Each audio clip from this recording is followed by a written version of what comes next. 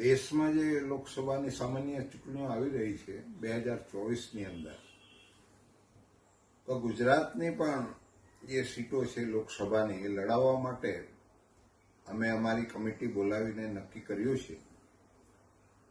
એના ભાગરૂપે હું આ પાર્ટી બાપ પાર્ટી છે એનો સંરક્ષક છું અને એ કમિટીએ જે નિર્ણય લીધો છે એ નિર્ણય આજે હું અહીં આગળ રજૂ કરું છું કે ભરૂચની જે લોકસભાની બેઠક જે બહુ જ ચર્ચામાં છે, બધા જ લોકોને, બધી જ પાર્ટીઓને રસ અહીં બહુ જામી ગયો છે, તો અમે બાપ પાર્ટી તરફથી પણ અમારો પ્રત્યાશી અમે ઉતારવાના છે.